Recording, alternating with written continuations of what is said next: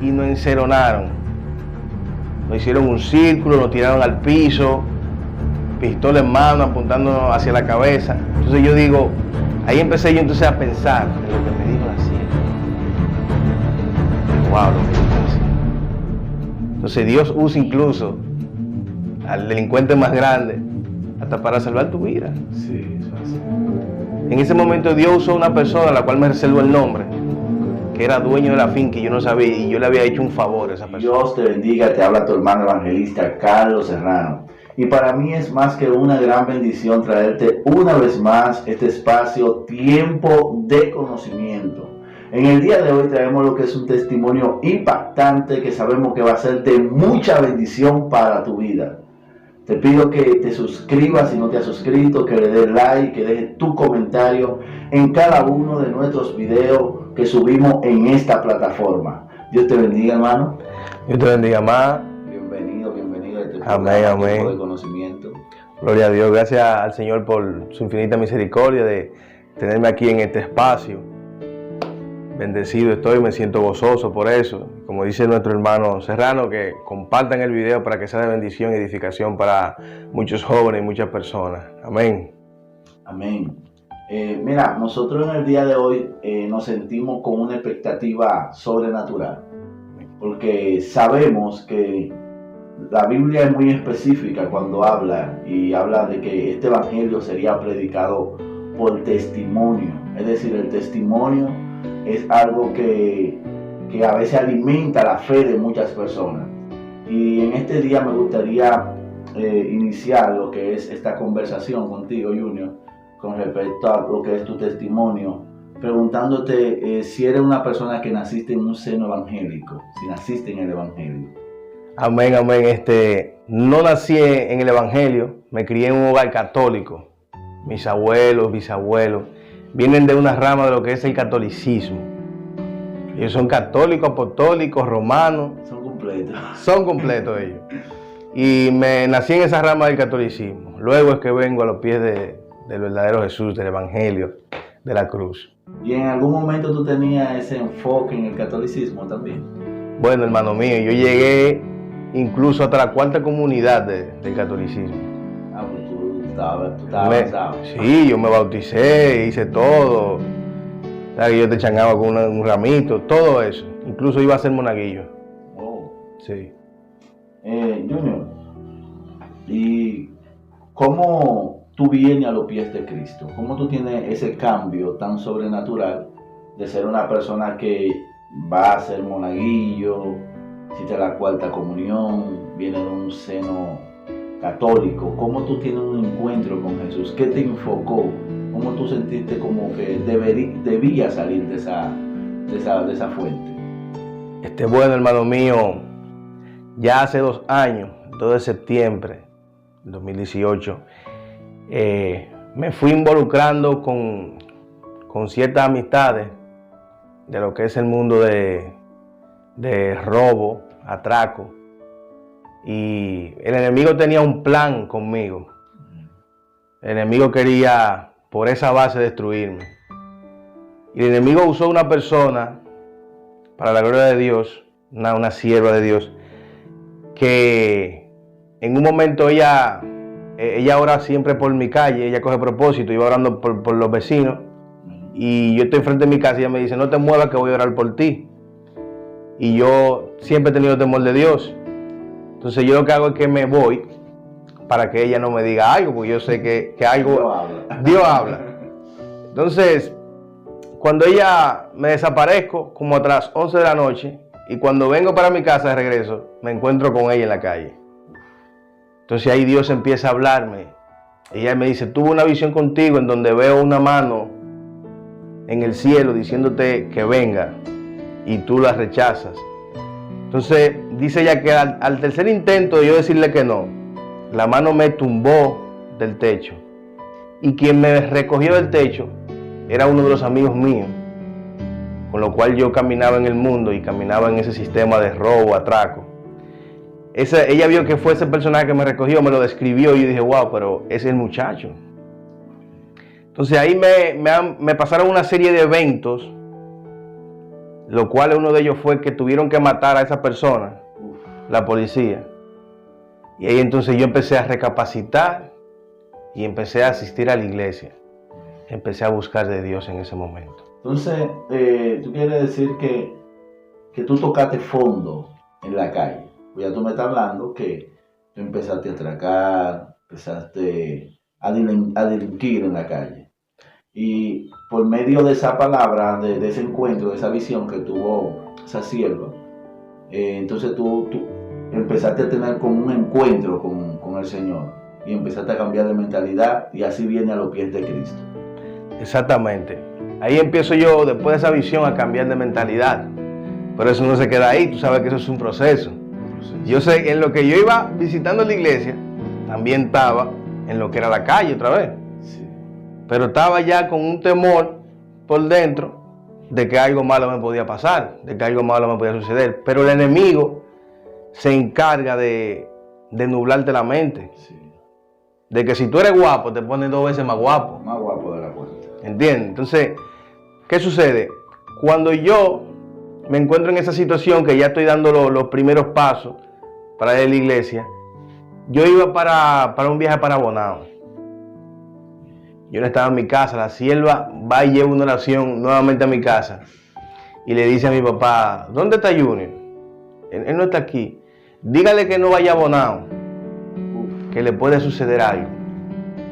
Ese día mi papá me recibe y me dice, mira, ten mucho cuidado, que la sierva vino y que no vaya a Bonao. Yo no creo en muchas cosas que diga lo evangélico, pero yo ahí me asusté, me dice mi papá. Entonces sucede que, como tengo temor y ya pasó una situación, no voy a Bonao. Me hacen una llamada en la madrugada. Mira, le dieron unas cuantas puñaladas a fulano. Que no podía ser para ti. Digo, Dios me libró nuevamente. Entonces ahí es que cojo en lleno la iglesia. Salgo totalmente de la calle, dejo las viejas amistades y vengo rotundamente a la iglesia a través de mi hermano y amigo, el evangelista Eddie de Rosario. Lo quiero mucho, el Señor lo bendiga mucho, la vida de Eddie de Rosario. Una persona totalmente que Dios usó, que incluso yo compartimos testimonios iguales porque anduvimos en la calle. Compartimos mucho en la calle, en lo que es bebida, discoteca. Y el Señor usó ese vaso. Si Él lo transformó a él, fue lo que yo pensé, ¿por qué no transformarme a mí? Una pregunta, Jun, antes de seguir avanzando con respecto a lo que es tu conversión, tu acercamiento hacia Dios, ¿cómo tú puedes identificarnos una experiencia que tú hayas vivido en la calle y que tú entiendas que ahora, para estos tiempos, de que Dios estuvo contigo en ese momento? Una experiencia que tú digas, bueno, estaba envuelto en una situación difícil y sentí que ahora tú puedes comprender que si Dios no hubiese metido su mano, tú hubiese perdido la vida. Bueno, yo estuve en una situación que yo desde un principio supe que fue Dios que obró allí. Yo estaba en el kilómetro 22, estábamos en una reunión de, como se diría, de delincuentes. Y la misma sierva que el Señor ha usado ya 2 veces que te he comentado, ora por mí y dice, veo muchas almas, muchas pistolas rodeándolo. Incluso ora por su hijo, el hijo de ella estaba conmigo. Muchas almas rodeándolo a ustedes. ¿Hacia dónde van? ¿Qué es lo que está pasando? No quiero que le pase algo. El Señor lo cubra. Y uno, como siempre, sale con la frente en alto, que las cosas no van a suceder. Pues ese día que estamos allí en esa reunión, había un dinero de por medio que se estaba apostando en algo clandestino. Y la persona que andaba con nosotros, que estaba apostando ese dinero, se marchó del lugar sin decir nada. Es decir, como dicen en el mundo, se liquidó los cuartos. Se liquidó. Entonces allí nosotros empezamos a lo que es a llamarlo, a buscarlo, y nos enceronaron. Nos hicieron un círculo, nos tiraron al piso, pistola en mano, apuntándonos hacia la cabeza. Entonces yo digo, ahí empecé yo entonces a pensar en lo que me dijo la sierva. Digo, wow, lo que dijo la sierva. Entonces Dios usa incluso al delincuente más grande hasta para salvar tu vida. Sí, eso es así.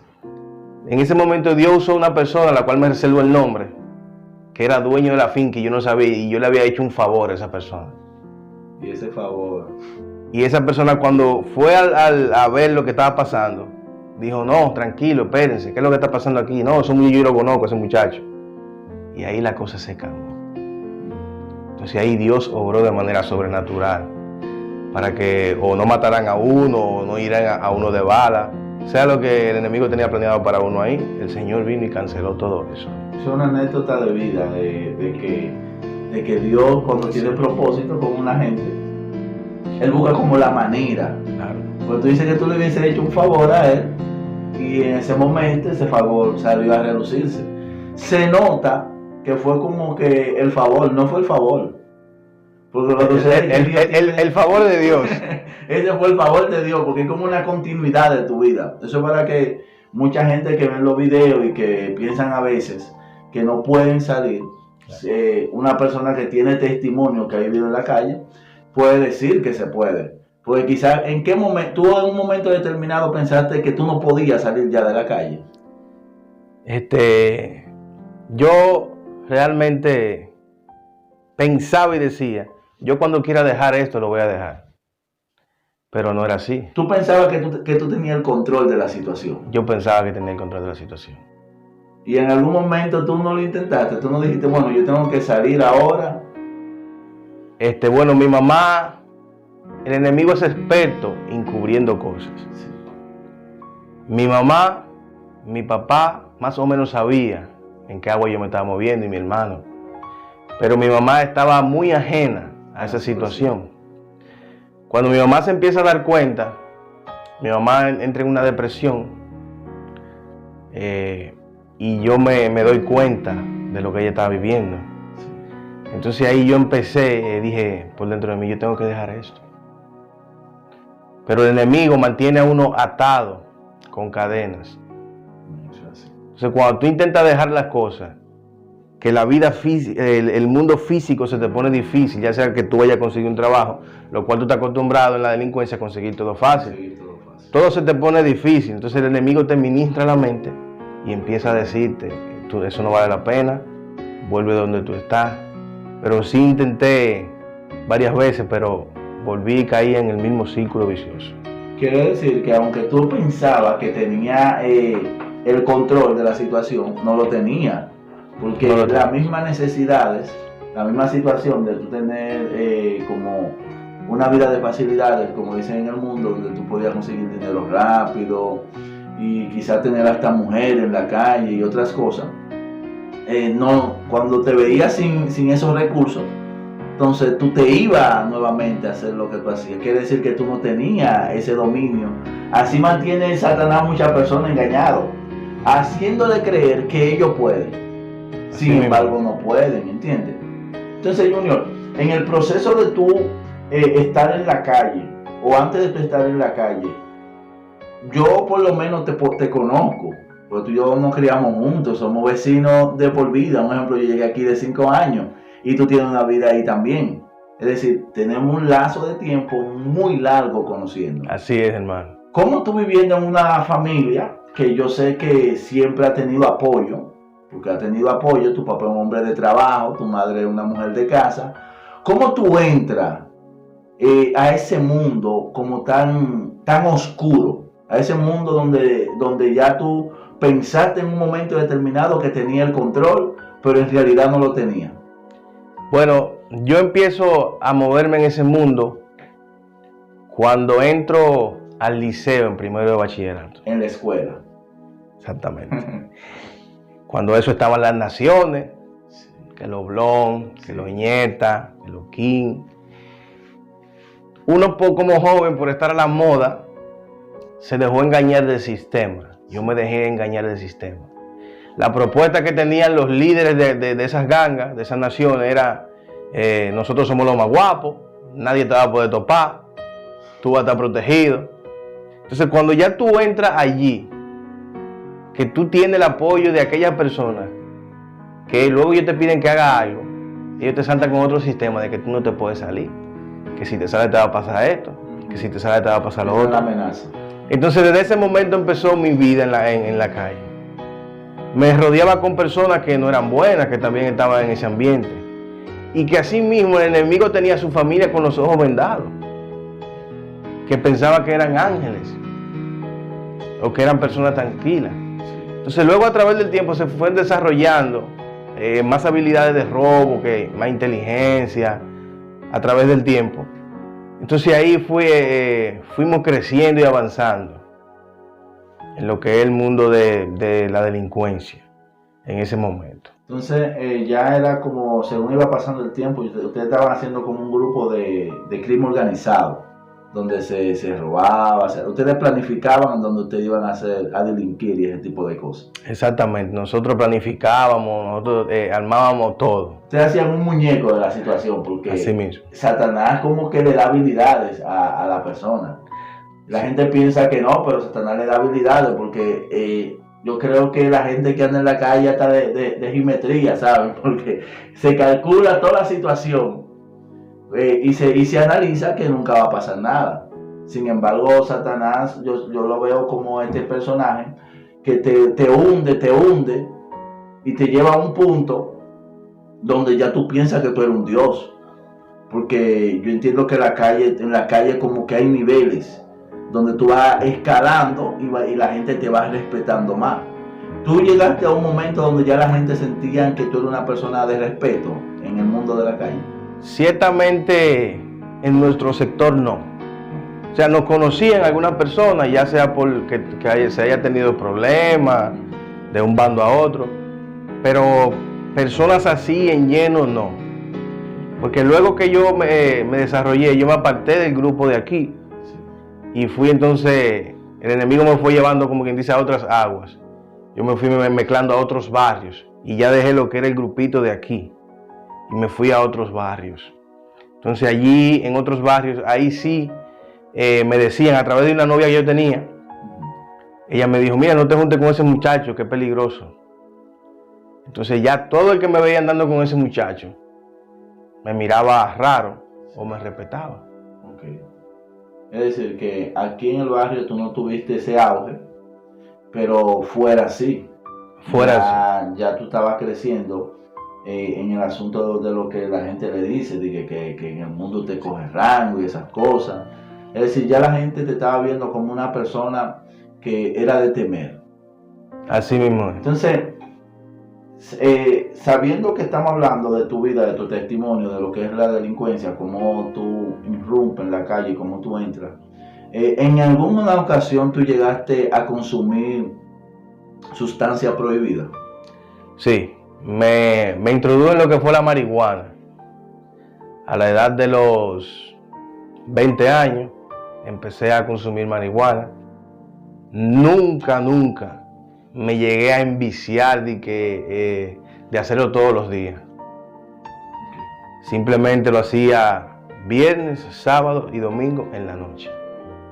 Es decir, que ahí tú podías decir que tenías un dominio de ese asunto de la marihuana y esas cosas. Exacto, ahí podía decir que yo tenía un dominio de lo que era el consumo de la marihuana. Y en el tiempo que tú llegaste así a estar en la calle, ¿nunca llegaste a vender ningún tipo de sustancia? Sí, llegué a venderle, tenía un público de amigos que eran riquitos, entonces yo de aquí le llevaba a ellos y se la vendía más cara allá. Suenan de que los popis, los evitos. Sí, los evitos, exacto. Mira, los guarde. En ese tiempo, cuando ya tú entras a ese, porque esa es otra etapa ya, entrar al mundo de las drogas, de las sustancias prohibidas que son controladas, ¿viviste experiencia de susto tú en algún momento donde tú quizá ibas cargado con esto, con aquello, de pensar que te podía agarrar la policía y esas cosas? Nunca viví esa experiencia de ese susto. O sea, siempre iba asustado porque el pensamiento de que la policía te pueda agarrar, claro está ahí. Pero nunca tuve un encontronazo con la policía, nunca tuve que correr, que esconderme. No, gracias a Dios nunca. Incluso en mi vida solamente he caído 2 presos enredadas. Es decir, que en el tiempo que tú duraste delinquiendo, nunca tuviste... Nunca. Wow. Siempre que iban a pasar cosas grandes, yo no estaba ahí. Y unos cuantos amigos que Dios lo ha escogido no estaban ahí tampoco. Es decir, que tú en todo el proceso de tu vida, ¿qué tiempo tú duraste en la calle? Así que ya tú estabas involucrado en lleno, más o menos. Bueno, yo duré alrededor de 6 años. 6 años. 6 años. Es increíble ver cómo en 6 años una persona caiga solamente 2 veces preso y enredada, no haciendo actos delictivos. Exacto, no delinquiendo en la calle. No de que delinquiendo, haciendo las cosas, es decir, que con por la misericordia de Dios, tú no tuviste que pasar ningún tipo de centro en ninguna cárcel, como la cárcel La Victoria, Najayo, 15 de Asua. Nunca tuviste que vivir esa experiencia. Nunca, gracias a Dios. ¿Sabes que en el proceso de que tú me estabas hablando, al principio de cuando mataron al amigo tuyo, que la profeta te dijo que no fuera al lugar donde tú me estabas diciendo, eso influyó mucho para que tu conversión sea llevada a cabo? Eso influyó mucho, porque ese día yo supe verdaderamente que Dios habla. Porque ¿quién le dijo eso a ella? Si eso es algo que yo lo estoy manteniendo oculto. Lo más secreto posible. Que ni mis amigos de la calle sabían. Incluso, un amigo mío, yo se lo presenté a ese muchacho. Y él me dijo a mí, Junior, aléjate de él, porque ese muchacho se le ve que como que arrastra la muerte atrás. Uno de los amigos míos. Pero yo nunca lo... Una pregunta. ¿Un amigo tuyo, cristiano o no cristiano? No cristiano, pero hijo de la promesa. Él, no estando en el camino, te dice que ese muchacho arrastraba la muerte, sí. Sí. Vamos a decir que se le activó algo. Se le activó algo sobrenatural. Sí, sobrenatural en ese momento. Entonces, al otro día, mi papá me dice que le vaya a pintar una puerta. Nosotros tenemos un plan armado para ir a hacer un robo. El mismo día que lo mataron a él. Teníamos un plan para ir a hacer un robo. ¿Qué pasa? Mi papá me insiste, ven a pintar. Y yo para salir del paso, fui al taller a pintar. Un motoconcho, que era el que yo iba a llamar para que me buscara, le había dicho ya, la hora y todo, viene rápido donde mí, al taller. ¿Tú estás aquí? ¿Tú estás vivo? Digo, ¿qué pasó? Mataron a fulano. Digo, ¿cómo? Entonces a mí como que me agarran el corazón y me lo oprimieron. Y dije, wow. Entonces ahí verdaderamente ahí fue que empecé la búsqueda. A recapacitar. Digo, no está bien, tiene que visitar la iglesia. Pero aún así tenía otro pensamiento de visitar la iglesia para que Dios me guardara de todo lo malo. No para ser un cristiano en lleno, pero ya entonces Dios empezó a tratar conmigo. Tú me estás como tratando de decir que tú querías utilizar la protección de Dios, pero querías seguir como en el camino de seguir delinquiendo. Exacto. Mira, el enemigo como que a veces quiere como jugar con el asunto. Sí. Y tú sabes bien que la Biblia dice, no engañéis, Dios no puede ser burlado. Lo que el hombre siembra, eso mismo va a cosechar. Es decir, por más que nosotros queramos engañar a Dios, no se puede. Pero cuando Dios tiene propósito con una gente, aunque el diablo crea que es inteligente y que es sabio, los planes de Dios son mayores. Los planes de Dios son mayores, así mismo es. ¿Sabes? Mira, yo en el proceso aquí, hablando contigo en esta conversación, yo te veo como un Saulo, que convertido a Pablo, ¿no? Amén. Es decir, tú tenías todo planeado, tú estabas montado en tu caballo, pero vino Dios, ¡pum! Y me tumbó. Y te tumbó. Sí, exactamente. Junior, tú no puedes contar, ya haciendo lo que es, no sé qué más tú me puedes decir de tu testimonio, que tú entiendas, que tú se lo puedas decir a la cámara. Bueno, yo empecé lo que fue un proceso cuando llegué a los pies de Dios, cuando empecé a experimentar con Dios, a visitar la iglesia, ya por lo que me había sucedido. Yo me sentía excluido, me sentía rechazado. Y esto lo digo para que personas jóvenes, los cuales Dios ha sacado de muchas situaciones y de la calle, tengan una fuente, una base para agarrarse. Yo me empecé alrededor de 2 meses en la iglesia a desenfocar y el enemigo a ministrar mi mente. Tú tienes que seguir robando, tú tienes que seguir bebiendo, tú tienes que seguir en la calle. Entonces mientras más yo arreciaba en la oración, entonces aumentaban los ataques de ministración del enemigo, el Señor los reprenda. Entonces toda esa juventud, yo tengo para decirle que realmente no dejen que Satanás les susurre al oído de que vuelvan atrás. Porque si vuelven atrás es algo peor. Dice la palabra que vienen 7 más cuando encuentran la casa limpia. Entonces yo, en ese proceso de ir a la iglesia, seguí en la calle. Como le dije a mi hermano Serrano, quería usar a Dios como si fuera una protección para seguir delinquiendo. Incluso me sorprende mucho que un amigo mío, antes de hacer cualquier robo, él oraba para que todo saliera bien. Y eso es algo muy común en los delincuentes. Sí, porque no es que no tienen temor. Exacto. Uno pide para que no maten a uno. Ellos piden para que no lo maten y le piden a Dios porque todos creen en Dios. Todos creen en Dios, porque yo creía a Dios. Yo era uno de los que decía, Señor, que todo salga bien. Es algo increíble. Algo increíble, hermano. Algo sumamente increíble. Entonces ahí fui cambiando poco a poco. Fui leyendo. Personas como la sierva que mencioné ahorita me fue ayudando. Mi madre espiritual también, Yermi García, que la quiero mucho, una profeta del Señor, fueron ayudándome a cimentarme bien está fundamentado en Dios, exacto. Ya nosotros entrando en lo que es modo conclusión, nos hemos dado cuenta de que Dios es un Dios sobrenatural, Dios de poder, un Dios que no importa lo enlodado que nos encontremos, no importando que estemos lo más profundo en el lodo cenagoso, Él siempre nos da una oportunidad.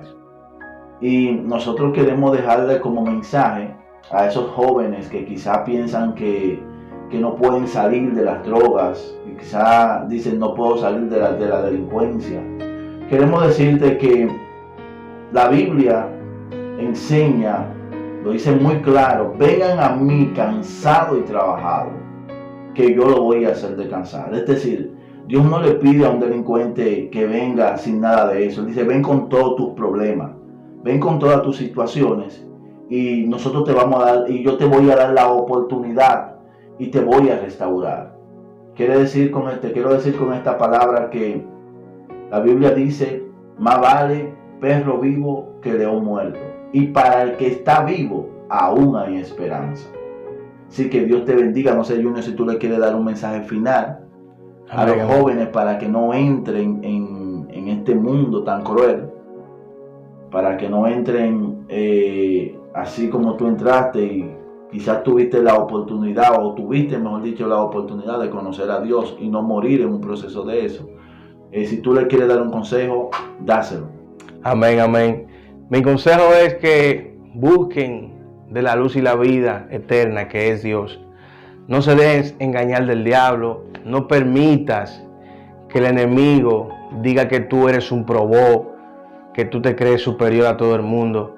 Busca de Dios, porque en la calle no hay nada. En el mundo solamente hay perdición, hay muerte. No me llegó a pasar nada de eso, porque temprano busqué a Dios. Él vino en mi pronto auxilio, en mi grito de desesperanza.